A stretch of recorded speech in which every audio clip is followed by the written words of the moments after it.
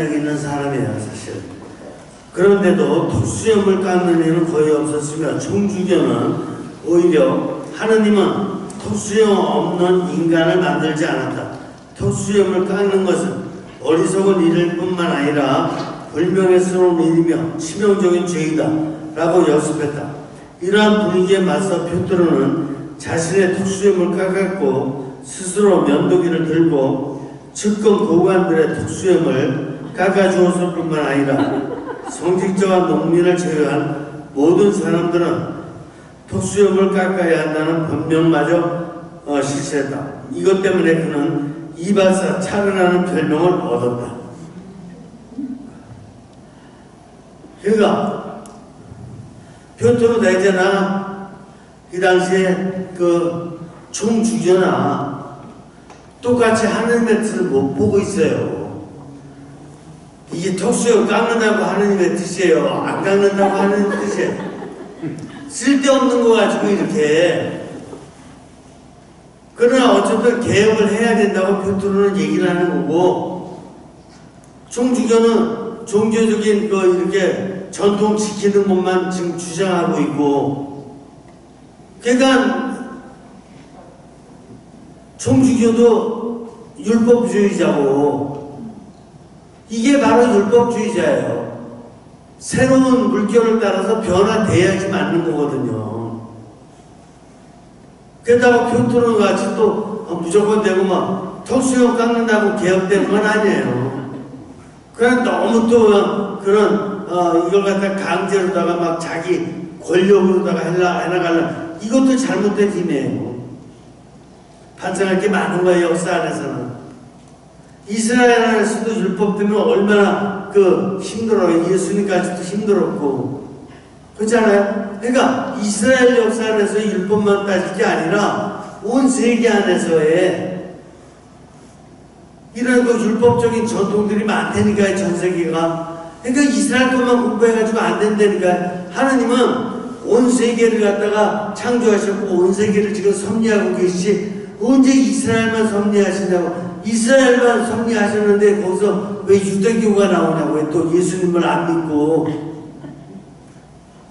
그러니까 철저하게 좀 반성 좀 해야 돼요. 이스라엘에서 배울 거는 배우되 하나님의 뜻이 어떻게 임했는지 이걸 배우되, 하나님의 뜻은 이스라엘 말고도 다른 데서도 많이 임했어요. 한국에서도 임했고, 그러니까 그걸 갖다가 지금 찾아볼 생각조차도 안 한다고 사람들이. 크리스찬이라면, 하느님이 창조주라는 걸 아는 사람이라면은, 하느님이 창조한 이 세상 어디서든지 간에 하느님의 힘이 섭리되고 있다는 걸, 그걸 믿어야 되고 그걸 찾아내야 돼요. 근데 못 찾아내잖아요. 그러니까 뭐 크리스찬이라고 그러지만 그 집에 가면 매 싸움만 하고 있고, 그리고 또 서로 간에 뭐 단체하면 뭐예요? 네 단체가 좋으니 내 단체가 좋으니 뭐 서로 간에 그냥 그것도 권력이라고 권력 다툼하고, 이런 쓸데없는 짓만 하는 게 온 인류를 못 봐서 그런다니까요. 그냥 계속해가지고 그냥 조그만 자기중심적인 그것만 보다 보니까 그리스도교 자체도 자기중심적인 종교만 봐. 이러니까 하나님의 뜻이 이루어지기 어렵고 사람이 변화되지 않는 거예요. 그러니까. 자, 113종 보죠. 113종 네 번째 章. 교회도 탈바꿈시켰다. 대주교를 없애고 종무원을 발족시켜 한 명의 평신도인 감독하에 10명의 성직자가 모여 교회 일을 결정케 했다. 이로 인해 교회의 조직과 방침, 교회 재산 등이 국가의 지배를 받게 된다. 이게 현실이라니까요. 러시아에 당시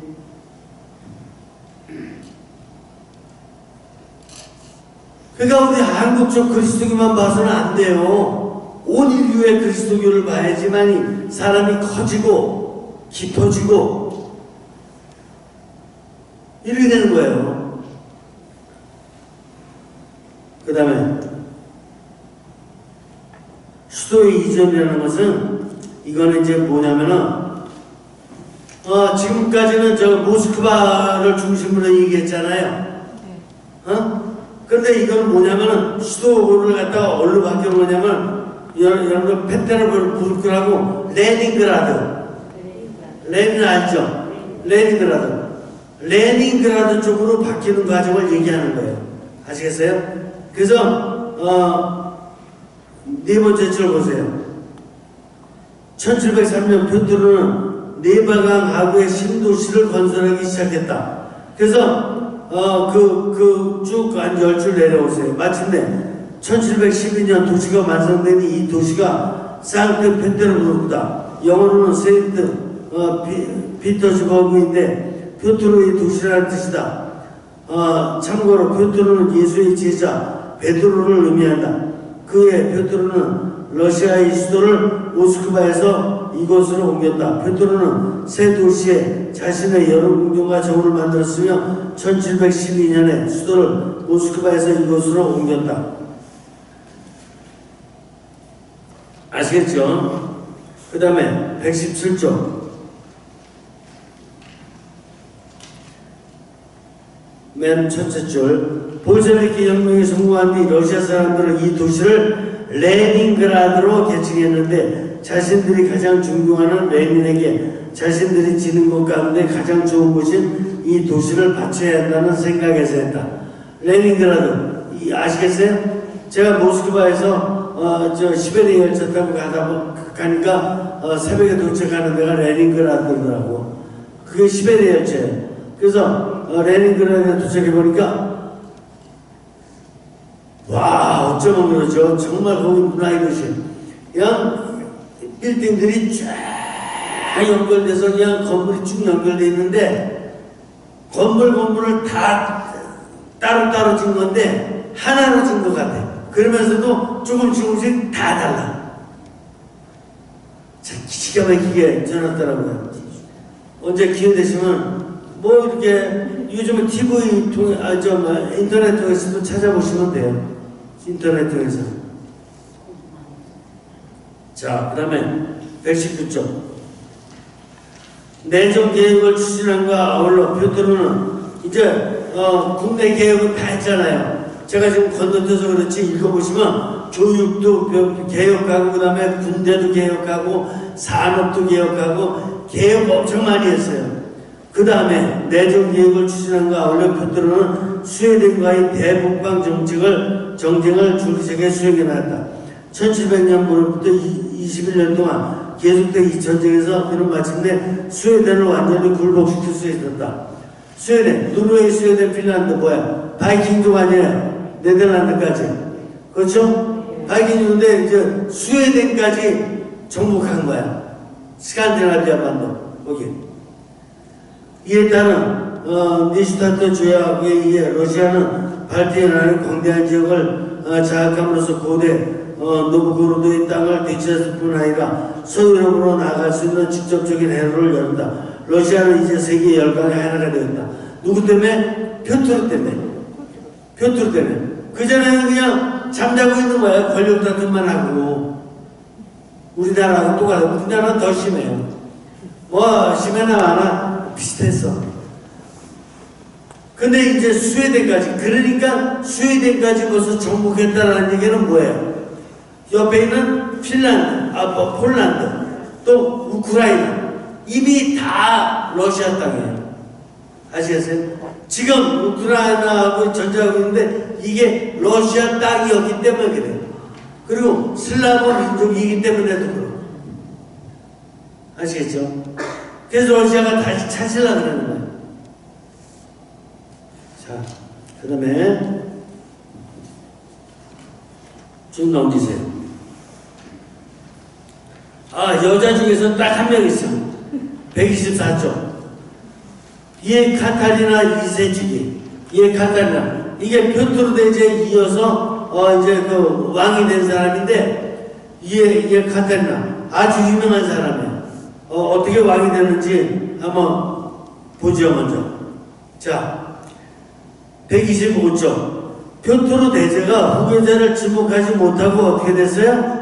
죽었어요. 죽어는 왕가는 화교들 사이에 이리저리 떠돌다가 1714년에 그의 딸 엘리자베타에게 돌았다. 그래서 후계자가 없어가지고 이러다가 딸한테도 넘어간 거야 이게. 딸한테. 근데 엘리자베타는 조카인 독일 홀슈타인과의 표트르 공자를 자신의 후계자로 지목했다. 그런데 표트르 공자의 배필도 직접 선발하여 독일 아나르트 체르포트 땅의 공의 딸 소피아를 뽑았다. 이 처녀가 바로 카타리나다. 그러니까 어떻게 돼요? 후계자가 없어가지고 독일 사람 중에서 한 사람을 갖다. 그러니까 이때 독일도 점령하고 있었다는 걸 알 수 있죠. 그 사람 중에서 한 사람을 이제 황태자로 뽑은 거지. 그러고 나서 또 독일 사람 중에서 또 배우자를 또 뽑은 거야. 그런데 그 다음부터 재밌어요. 카타리나는 명석하고 열정적이며 굳센 의지와 정열을 가진 여걸이었다. 그녀는 그 러시아어를 익히고 러시아에 대한 해박한 지식을 갖췄다. 그에 반해 젊은 표트르는 주정뱅이인데다가 행동도 천박하게 이를 데 없었다. 카타리나는 남편을 경멸했다. 엘리자베타가 죽은 후 표트르가 제위에 올랐으나 카타리나는 6개월 만에 근위대의 도움으로 궁정 쿠데타를 일으켜 그를 폐위시키고 스스로 러시아의 여자가 되었다. 열흘 뒤 표트르는 고주망태가 된 상태에서 살아냈다. 아시겠어요? 그냥 자기 남편이 꼭 남편다워야 되는데 이거는 그냥 어서 그냥 술 주정뱅이에다가 완전히 이게 망난이라. 그러니까 이걸 뭐 그 사람 보고 왕 역할이라고 그럴 수가 없죠. 그러니까 이걸 그냥 부인이 구됐다를 일으킨 거야. 구됐다. 남편이 잘못하면 여자가 구됐다 일으키는 게 맞아요.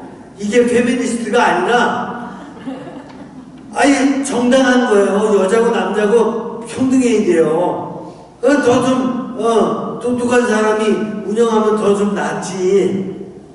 안 그래? 성모님은 요습성이 못하는 거 다 했잖아요. 그렇죠. 카타리나 아주 그냥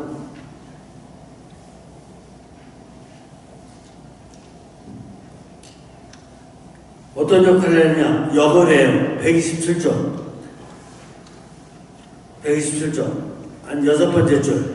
여제의 지하에서 러시아는 남부와 서부로 크게 영토를 확장했고 새로 획득한 영토를 귀족들에게 주어 농노제를 더욱 강화했다.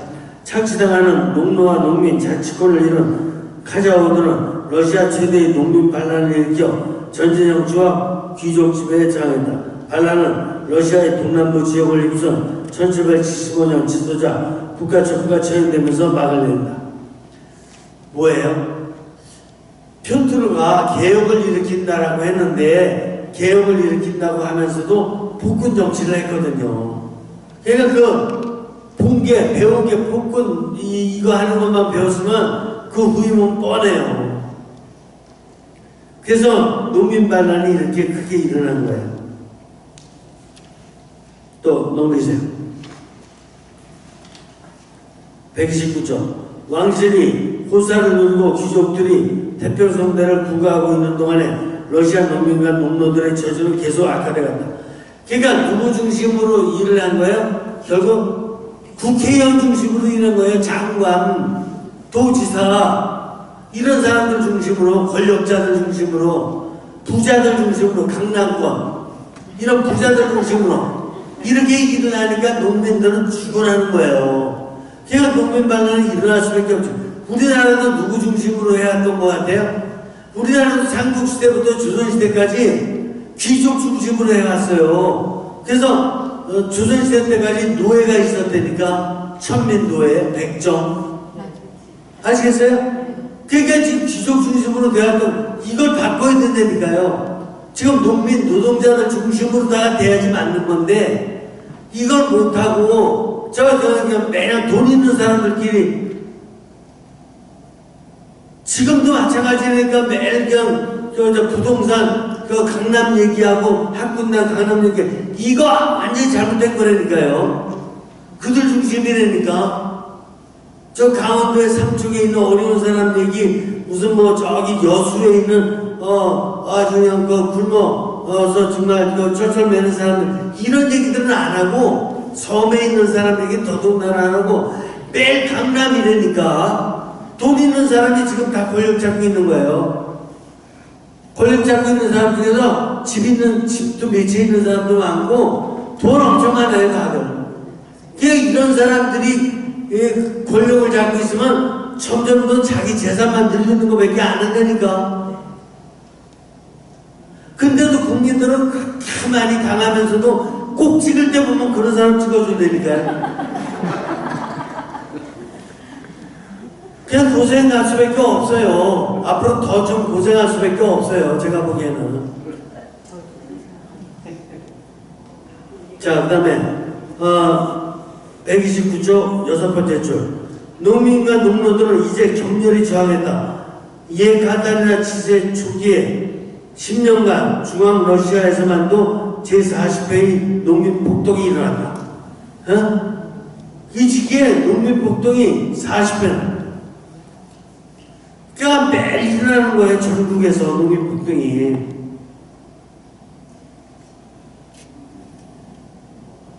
저는 목포항도 지금 우리나라가 남과 북으로 갈라져 있는 상황인데도 지금 우리나라에서 제일 악표야.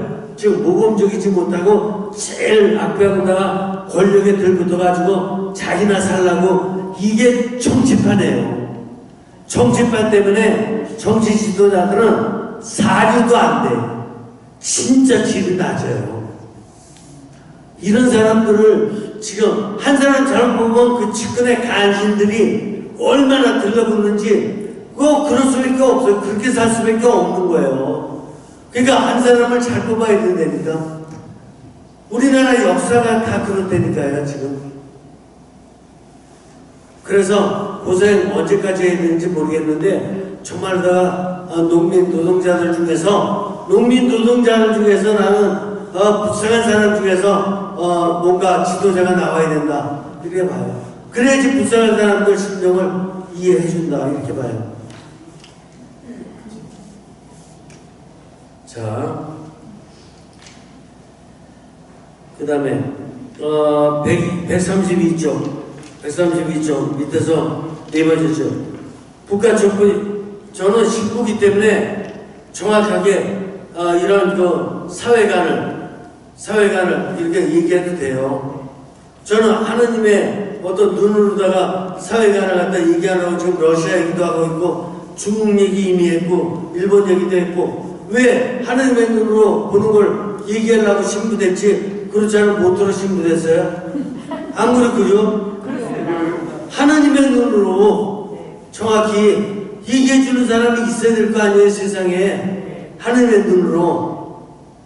그러니까 회개할 사람 각성할 사람 각성이 되고 그리고 좀 더 초월돼가지고 지도자 될 사람은 민족의 지도자 될 수 있도록 이렇게 격려해줘야 되고 저 그리하려고 신부생활하는 거예요.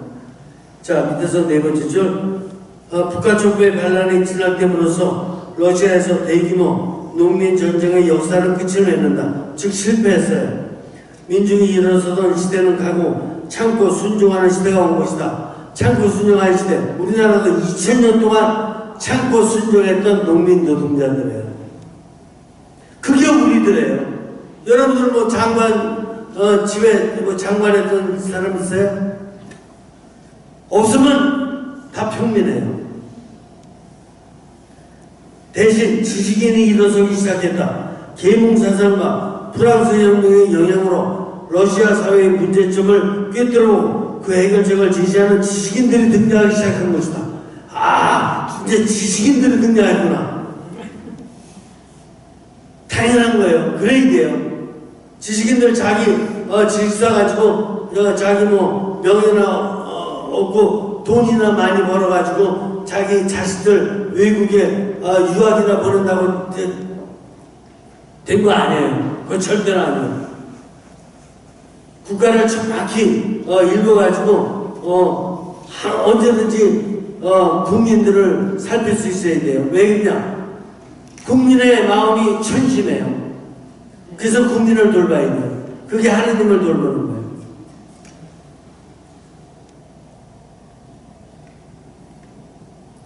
특히 작가인 라리 시체프는 1790년에 페테르부르크에서 모스크바까지 여행 속에서 농노제도의 끔찍한 모습들을 구체적으로 그리는 한편 농노제를 정면으로 비난하고 농노해방을 주장하여 러시아 사회에 큰 파문을 던졌다.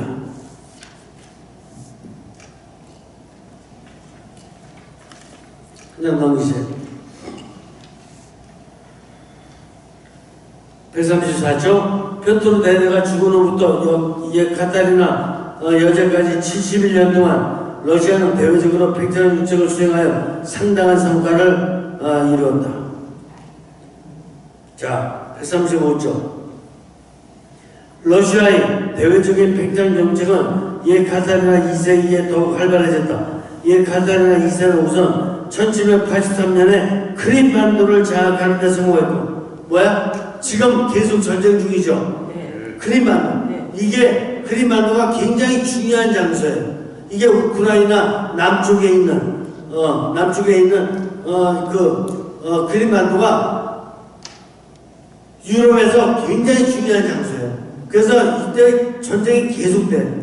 이에 반발하여 도전한 터키를 1791년에 굴복시킴으로써 뭐야? 이번엔 터키도 크림반도를 차지하기를 원하는 거예요. 흑해와 지중해로 진출을 가능하게 만들었다. 그리고 3차례에 걸쳐 폴란드의 분할에 참여했다. 뭐야? 폴란드가 분할해요. 그러고 3차례나 이렇게 여러 나라에 의해서 분할돼요. 폴란드 굉장히 불쌍한 나라예요. 말도 못해요, 폴란드. 1772년에서 1773년에는 프로시아 및 오스트리아와 함께 1793년에는 프로시아와 함께 1795년에는 다시 프로시아 및 오스트리아와 함께 폴란드를 분할하면서 유럽 대륙에서 면적 3위를 인구로 4위를 차지하던 폴란드를 지도 위에서 없앤 것이다. 폴란드는 제1차 세계대전이 끝난 때로부터 1년이 지난 1919년에야 독립을 합니다. 폴란드가 아주 비참한 나라예요. 폴란드만 비참한 게 아니라 우크라이나도 비참한 나라예요. 왜? 우크라이나도 제가 언제번에 말씀드린 바 있죠. 바이킹족이 우크라이나까지 점령했었다고. 그죠? 바이킹이 점령하기도 하고, 그 다음에 오스트리아가 점령하기도 하고, 그 다음에 폴란드가 점령하기도 하고, 러시아가 점령하기도 하고, 매년 그 전쟁 휘황돌이 속에서 독립국가를 유지한 적이 거의 없어요. 그러다가 최근에 들어와서 독립국가 유지하면서 이제 우크라이나가 나토에서 서기를 원하는 거예요. 왜냐하면 나토는 자본주의 국가거든. 근데 이제 깨었어. 그래서 그쪽에 붙기를 원하는데 또 일본은 러시아에 붙기를 원해요. 우크라이나 국민 중에서 동쪽에 있는 사람들은 러시아에 붙기를 원하고 대부분 서쪽에 있는 사람들과 함께 대부분의 사람들은 이제 자유주의, 자본주의, 민주주의를 원해요. 그래서 지금 싸움이 지독하게 벌어져요. 그러니까 러시아는 그걸 원하지 않아. 러시아는 자기 편이 되도록 하기를 원하는 거예요. 그래서 싸움이 일어나요. 이해가 되셔요? 네. 이걸 계속 공부하다 보면 러시아를 다 공부하다 보면 왜 이렇게 우크라이나, 폴란드 이런 나라들이 그냥 러시아하고의 관계가 계속 이렇게 복잡한지 러시아 역사를 통해서 이해할 수 있는 거예요.